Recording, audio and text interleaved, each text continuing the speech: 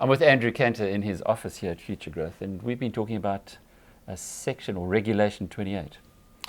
Regulation 28 of the Pension Funds Act. What it is a set of regulatory limits of risk limits for pension funds in doing their asset allocation and investments. So, for example, you can't have more than 65% of your fund to equities, for example, in a retirement fund. So that you can't lose it all or not lose too much of it. It enforces diversity, and sets limits on things like international assets and property investments and such. Yeah. Now, you were explaining to me how this works and how the allocations go. Right. So I think the key concern is the limits as relates particularly to the banking sector. With the collapse of Abil, what we've learned is that actually banks are actually quite risky animals, as if that shouldn't be a surprise, but for some reason it was. And the problem with Regulation 28, and by the way, this applies equally to the unit trust regulations, where they allow quite high exposures. Under Regulation 28, which is supposed to be a set of limits, maximum exposures, you can have up to 25% of your pension fund exposed to any single bank in South Africa.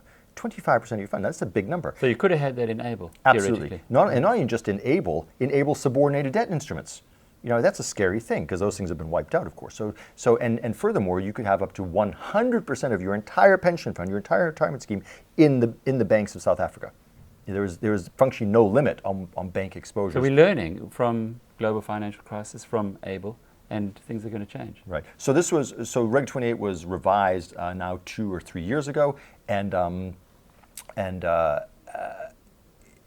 what we found now with the evolution of banking regulations and now the Banks Amendment Bill that we need to change Reg 28 is the headline. We need to reduce those risk limits per bank and per industry. In what way and when might that be brought in?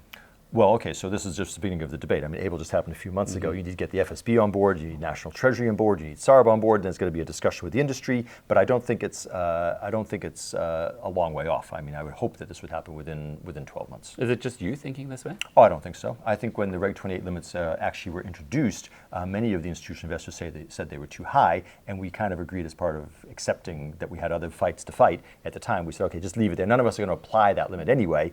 As rational institutional investors, bear in mind not all the money being managed by rational institutional investors, we wouldn't apply it. So we didn't fight that battle, but I think we're ready now to reactivate that debate with particularly the FSB, who looks after Regulation 28. Making savings safer for people who are putting their money away. Yeah, well, that's the intention, of course. I mean, if an institutional asset manager had been using those limits in an Abil, they would be facing, their pension funds would be facing some serious problems right now. Andrew Canter is with Futuregrowth.